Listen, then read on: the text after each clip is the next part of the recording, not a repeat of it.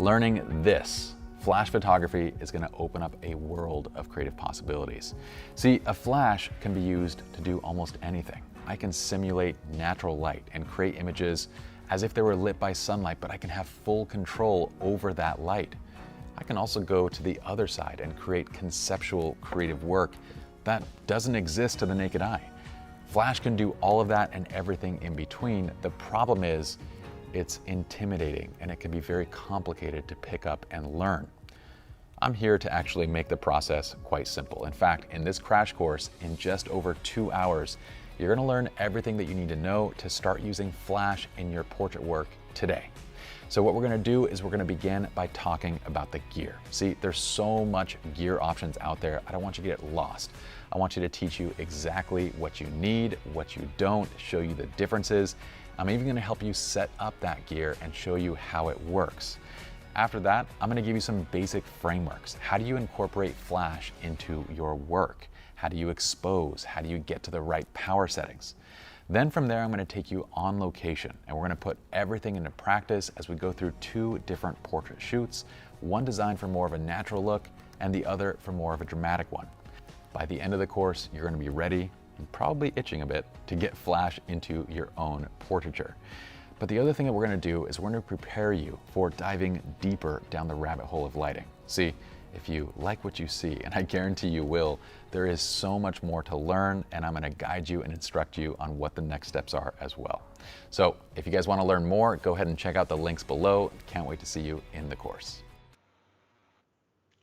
Hi, and welcome back to Creative Live. My name is Kate Dessa, and I am the host today. I'm so excited for our brand new class from Jirsa. It is a new flash photography crash course, and today we're doing a little live kickoff. You'll get a chance to hear about this class, and we'll talk to Pi, let you guys ask some questions. So without further ado, welcome to the stream, Pi. Thank you. It's nice being here, guys. It's been a while. I'm excited to be back. It has. It's really not like we're just happy we figured out a new way to do live streams. So it's really nice to be able to put these live streams on and reconnect with our instructors like you. Absolutely. It'll be an amazing day when we're doing it back in the studio again. Right? Yes. Hopefully that's sooner than later. But, yeah. We were just chatting about this. You put together an amazing new class. It is called, again, the Flash Photography Crash Course. It goes along with Pi's series of flash photography classes. So today we're going to talk a little bit about what went into this class, why you created it. But before we do that, if you're tuning in from our creativelive.com, drop us a note in the chat. Tell us where you're tuning in from. If you're watching on social, please tell us where you're tuning in from. Pi, where are you right now? I'm at my house. So this is my office / recording space in Orange County.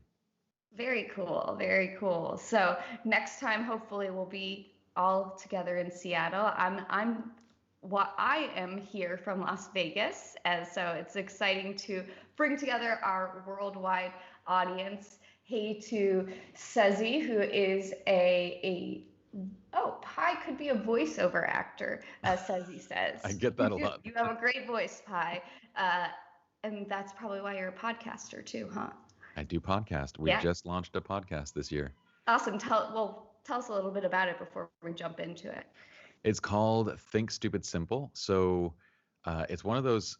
It's funny because and not to spend too much time on this, but my kids are growing up, and I kind of have this urge, this need to take everything that I've learned about success in business, success in life and relationships, and create new education for them as they go into adulthood. So it's a kind of a new brand and a new venture where we kind of go beyond photography and more into just success made stupid simple. Awesome. I wish my parents would have done that for me. This is to avoid all the awkward conversations. You know what I mean? Yeah, there we go. You don't actually have to have them in real life. You just go listen to this episode. All right, Pi, so tell us a little bit about this flash photography crash course. What went into it? Why did you want to make it? Well, so we have the lighting series, and we'll explain kind of what that is in probably just a second. But Yeah.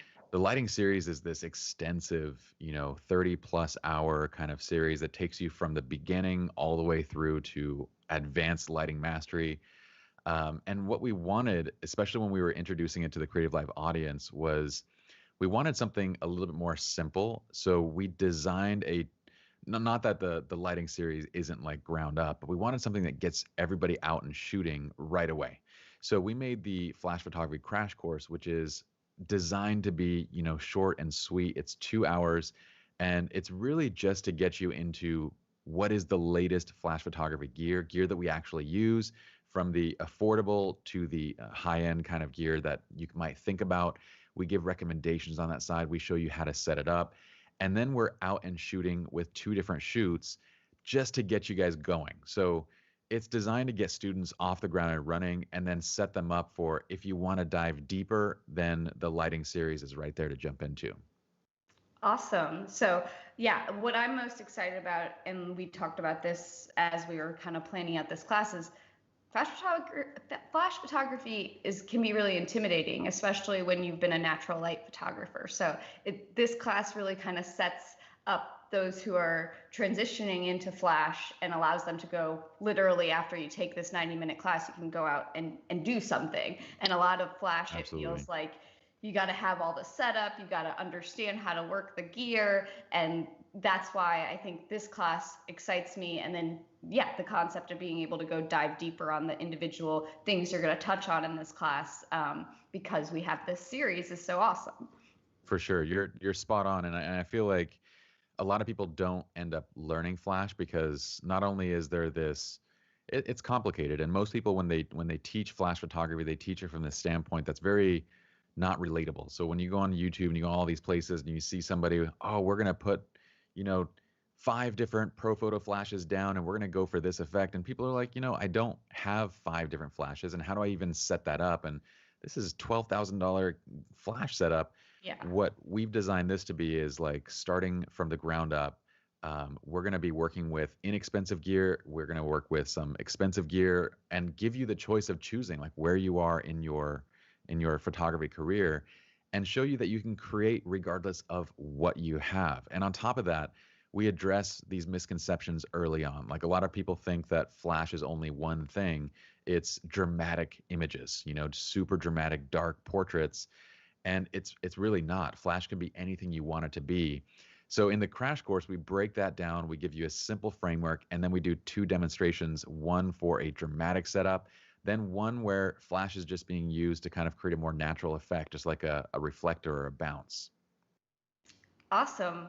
Well, I think you kind of teed us up for this clip we're going to play, which is going to explain a little bit about when you use what type of style, and kind of give you an overview of all the different types of flash photography out there. So let's play the clip and get a little bit deeper into flash photography. Awesome. We want to start by learning the foundation of lighting, because once you've mastered lighting, understanding gear comes incredibly simply.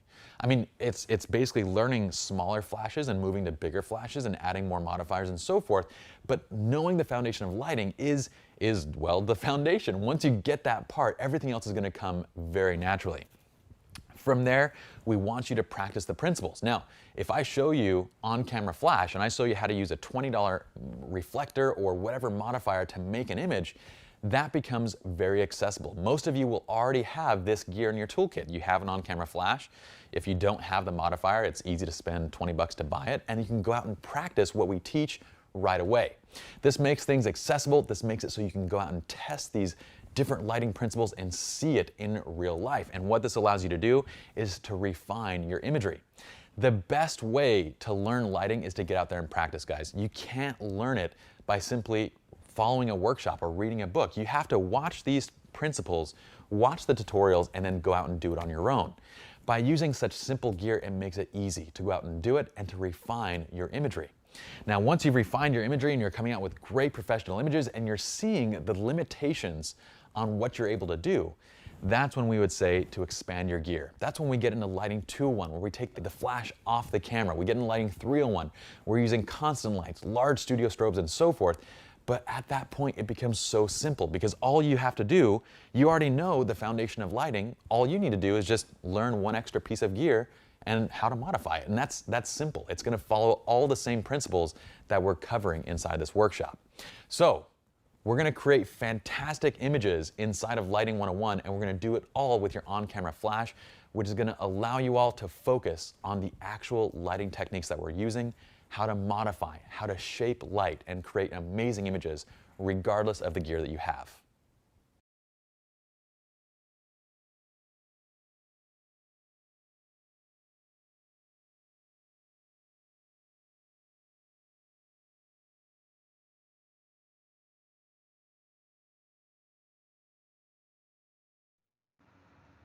So there you go. That's a little bit of a tease how all of the different types of flash photography you can learn in this series. And Pi's going to touch on each of these kind of styles real briefly in this crash course. But there's a little deeper dive, and we're going to go and take a look at some photos to show you the different effects that you can get with the different styles of flash photography Pi is teaching here. So just as a reminder, you are tuning in to our live kickoff of Pi Jirsa's brand new class, Flash Photography Crash Course. I don't know why I have such a hard time saying that. It's a little bit of a tongue twister. It's a weird little tongue twister. And I just want to welcome everybody who's just now joining. We have a worldwide audience. We have Sezi from Wiltshire, England, Hector from Puerto Rico. We have Zabo from South Africa. We have Vegas in the house. Hey, Vegas. Phoenix, India. So it's really nice to have everyone joining us from all around the world. And again, if you are just tuning in, make sure you head over to the class page. I'm dropping a link in the comments right now to watch this class right after the live stream. So, Pi, now let's jump into a few different photos that you've taken and tell us a little bit about the approach to flash. Absolutely.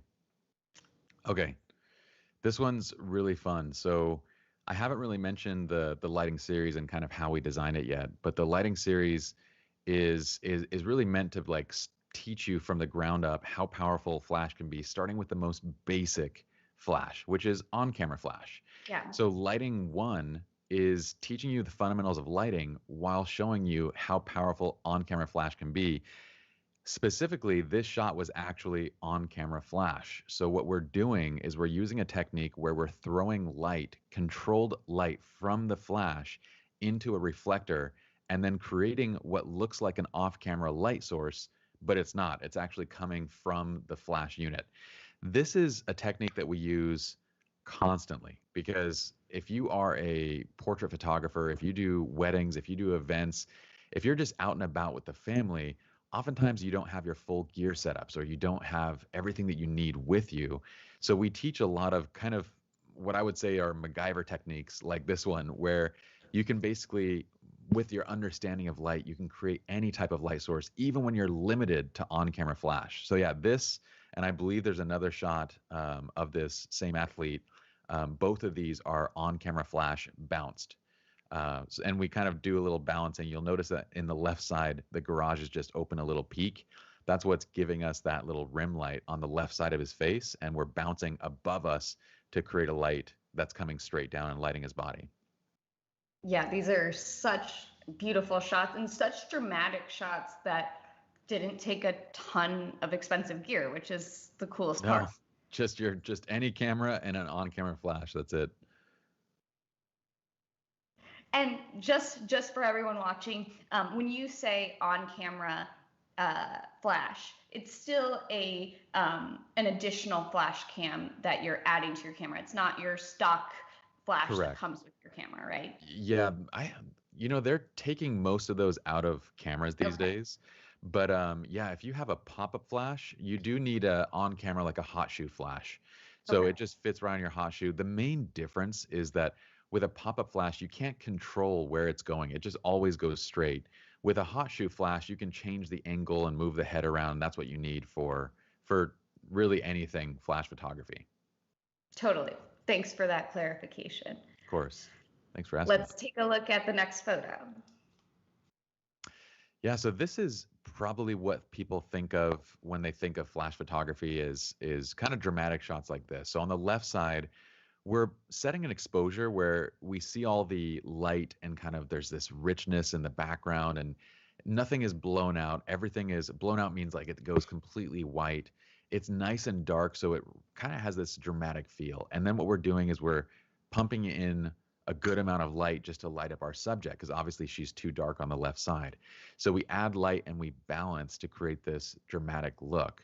So in lighting two, we go into essentially how simple and easy and powerful one off-camera flash can be. So everything inside of lighting two is created with a single off-camera flash setup. So and there's so much you can do with just that. And that's one of the things I think is fun is that in the entire series of lighting, we get to kind of walk through, you know, how simple one tool can actually be. Instead of stepping into multiple flashes, all the images we create are going to be with a $200 off-camera flash. That's so awesome. And so tell me, this shot specifically is outdoors. Is there still a time? Are you still going out at golden hour and bringing the extra lighting for a shot like this, or does it really matter what time of day you go out if you have these extra flashes? Great question. So yeah, if you are adept at flash, it honestly doesn't matter what time of day you go out. In fact, in the crash course, we do an example setup like this one, a dramatic setup, and we're out like at noon. So we're just going midday, and we're even using, you don't need tons of high power flash either. So like a lot of people think like, oh, I got to step into huge flashes and carry around a lot of stuff. For the crash course, we're using just a tiny regular flash along with an umbrella, and that's it. And we're just positioning our subject in shade and in different places and getting really cool looks using very, very simple setups. So flash kind of opens up the ability to, yeah, you can shoot golden hour, but you can also just shoot any time of day. You can even recreate golden hour if you lose it. Yeah, that's it. I was just having right before we kicked off this stream, I was telling my husband that you can actually recreate golden hour if you understand flash well. So that's Absolutely. that's the coolest part is, and then you suddenly aren't tied to the time of day or if the weather that comes along. You can actually recreate that, and you have so much more control. Absolutely. Let's take a look at the next shot.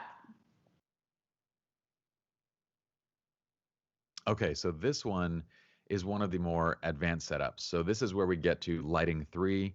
And now in lighting 301, we're essentially going to multi-point off-camera light sources. So we again are building up. I want to, lighting can be, it's such a broad subject, and you can spend your entire life just mastering light. So we start simple, and then by lighting 3, we're now using 2 and 3 and even 4 off-camera flash setups to create really advanced effects. So for the wide angle shot on this one, we're actually using 3 different lights in addition to the sun. The sun is that flare that you see at the very top of the frame. And then if you look close on his left and right sides, you see like a little edge light. So we're using a rim light on the left and right to kind of like edge him out of the scene and give a little bit of shape to the motorcycle behind him.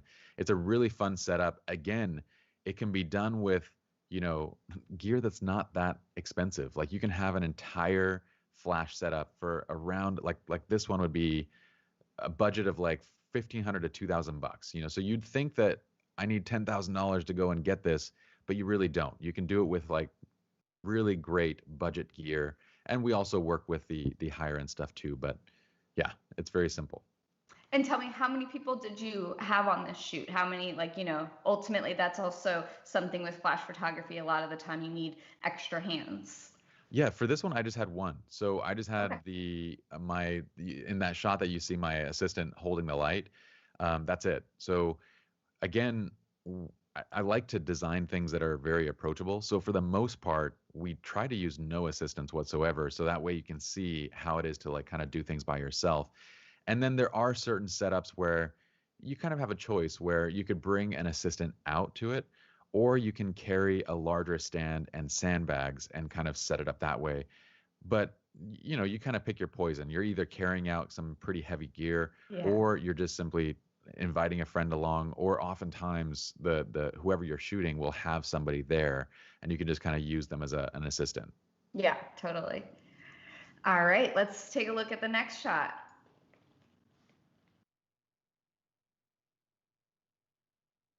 Yeah, so this is one where we're recreating golden hour. So on the left side, you'll see the flash stand. So I left it in there so you could see exactly where it is, what it's doing. We've placed an orange gel on there, and then the sun is already set at this point. It's kind of like getting towards dusk. And yeah, on the right side, you'll see when the flash fires, it recreates like what would be if I remove the stand from the right side. I left it in again so you guys can see that I'm not trying to fool anybody. So you can actually see the stand going right up to that little light source. But that is a flash. And when anybody sees it, when a client sees it, they're going to think like, wow, this is incredible. Your photographer just recreated golden hour. And it happens to us all the time on actual client shoots, because once you have a client shoot scheduled, there is no changing the schedule just because the weather didn't turn Yeah. out. If you're doing engagement shoots, you can't just say, oh, it's cloudy. Let's Let's do this let's another come back again. It's a wedding day. We actually go through a specific example on a wedding day where my bride walks out and she's like, "Oh man, I missed golden hour because they were running late." So I said, "Don't worry about it. We're gonna set up a light. I'm gonna recreate golden hour." She's like, "What?" And so we place down this light and we shoot these images where we recreate golden hour. And she's just blown away. Like, I didn't even know you could do that. You're a magician. Thank you so much. Because for her, it was like this. She wanted those shots so bad and then ran 20, 30 minutes late. It wasn't anything she could do to change that. So you kind of takes like this piece that was missing from her day and you add it back in, and it created this really beautiful emotional result where she was just like, I didn't think I was going to get this, and now I did. And they raved about us ever since. And this was like 4 years ago. We've gotten so many clients from that one couple just because they talk about this experience over and over. That's so amazing, and that kind of goes back to my point I made earlier, which is, yeah, as a natural light photographer, you can't control the natural light. So this is why this crash course really gives you some tools to immediately up your game and offer some solutions to if natural light isn't working pretty immediately, which is the coolest part of this crash course. And then I think once you take the crash course, you'll nerd out about the rest of it and want to dig deeper into 101, 201, to 401. So I think that's the most exciting part about this crash course, is it kind of takes away all the intimidation of flash photography and allows you to really get out immediately and start shooting and really leveling up your photography without feeling like it's a huge undertaking. And then you get to offer new things to clients that might make or break the shoot. Well, hopefully not break it, but yes, Yes, hopefully make yes, it. fair. But yeah, in the crash course, I wanted to have every person kind of see the like a dramatic setup. Like we're gonna do one where it's setting up for a really dark shot, a really moody kind of portrait, and then to see the flip side of it, of like a bright setup with something that's designed to be more natural, and then get you guys out and shooting. So the crash course is really like, hey, let's do as little as possible to get you guys actually working with flash so you can start practicing, and also catch you up on the gear along the way. And then, like you said, lighting's kind of this rabbit hole where you're like, man, I can do this much with so little, and I'm just scratching the surface. So when you dive into it, we're going to do, I think in the lighting series, there's 100 plus different setups that are very easy, very approachable, and can get you any result that you want. Nice. Well, speaking of setups, Shannon from Facebook is asking about for this golden hour recreation shot. Is the light? Are you having the light shine directly above her, or what was the positioning of the light that you used? For sure. So one of the things that I teach is that when you're trying to recreate natural light, you generally place the light in the exact spot where the sun would have been. So for recreating golden hour, what I'll do is I'll look at the horizon and see where the sun was, and I will place the flash right there. So that way you're kind of still using some of the ambient light in the scene, but you're mimicking what the sun would have done if it were in that spot. If you place the sun in a completely different spot, then it doesn't necessarily look completely natural because, the sun is still on the horizon and maybe below it, but it's still lighting part of the sky. So if you see the sky is bright over here and dark over here, and that's where you place your flash where it's dark, then you kind of have this mismatch. And when you look at it, your brain tells you, something's a little bit off here. So yes, when you look at the prior image, the sun was actually setting in that spot, and that's where I dropped the flash. That makes complete sense when you say that. And I could imagine myself assuming that I put the flash in the dark place, and that's Yeah. going to create weird, unnatural light. So that's a great little tidbit of just placing the light where the sun is technically Where at. it's set. Yeah, Yeah. and then you're recreating that style that still feels really natural. Yeah, you're essentially placing it in the brightest spot of the frame. Yeah. All right, let's look at a shot from Flash Photography 401. Yeah, so Oh, this is the image that we actually do in the crash course that's designed for a more natural effect. okay. So what you'll notice on the left side is that this is just the natural exposure, and you're exposing bright for skin, and it's fine. Like, this is a natural light look, it looks fine. But if you want that dodge and burn look, you can do it in camera without spending 30 minutes, an hour on every single photograph. So on the right side, we're using a flash set to a pretty, well, it's set to a low power relative to the scene, okay? And we'll explain all that, but it's set to a fairly low power just to add in a little bit of direction of light, a little bit of bump. So the background is still the same exposure, but we're putting in a little bit of light, or roughly the same exposure. It might be a tiny, tiny bit darker. I'm just looking at it on the left side. Yeah. So the result is that you end up with these images that look like they're dodged and burned in camera, as opposed to, like, having to spend that time. And when you're delivering 20 images, spending 30 minutes on an image is going to take you an additional 10 hours, as opposed to this setup, which gets your job done right there on scene. And then in post, all we do is pop a preset onto it and you're done. So in scenes like this, understanding lighting is the difference between spending an additional 10 hours in post on 20 photographs or just getting it all done right there on the scene. Yeah, it's the age old we'll fix it in post. Only photographers and editors know that, like, no, we want to get it right from the get-go. Fixing it in post should not ever be the solution. Yeah, you want to fix it in post to the extent of, I've already done the best I could on the scene. Exactly. Then whatever I got to do in post, I'll do in post. Exactly. Well, yeah, when I look at that shot, it's so, the fact that you just put a preset on it after in just a small edit, it's such a beautiful shot. And that just shows you how much you can do if you set up flash from the get-go. And it sounds like you can learn how to transform your shots in this crash course to that extent, which is pretty Absolutely. amazing. So, like I said, the crash course, half of it, almost half of the crash course, is 2 full shoots. So we go for the dramatic look, and then we go for that natural light look.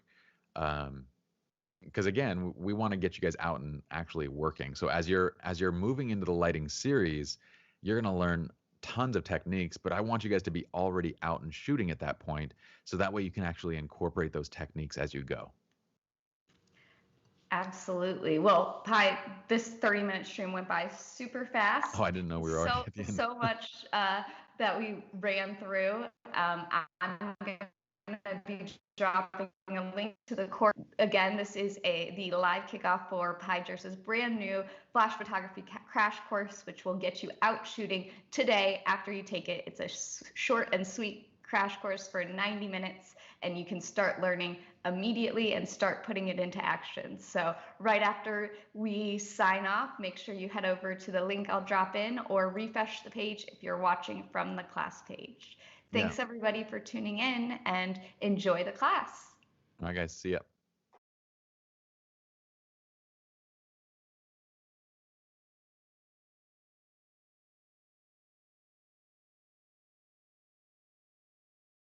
Pursuing creativity is arguably the most practical thing that you can do.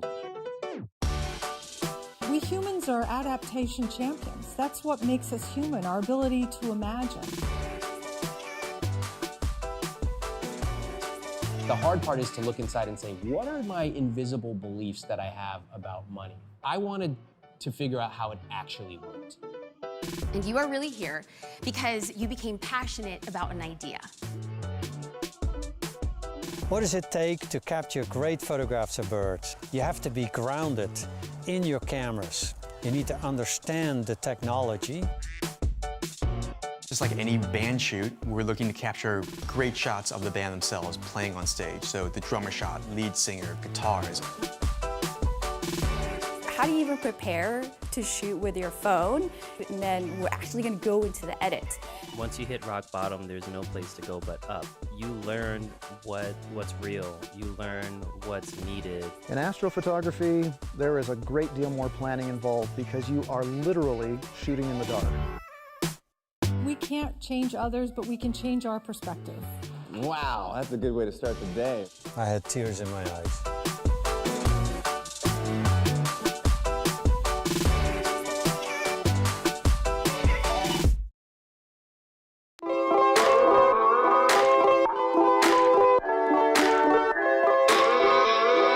If you're feeling isolated and looking for creative connection, try tuning into creativelive.com/TV. That's where we've got a 24/7 live stream from the kitchen counters. I can do that backlit shot that I really like to do. From the studios and living rooms of many of the world's top creators, where we're doing musical performances, Q&As, cooking shows, virtual book tour events, drawing, spoken word poetry, and more. Life passed me by waiting for an invitation when the world is greater than my nation or my occupation. Be someone you've never been. You feel all that adrenaline, it's medicine. It actually helps me feel like my days are more purposeful. I hope that out of this deep pain will come some collective growth. Dive into Creative Live TV today.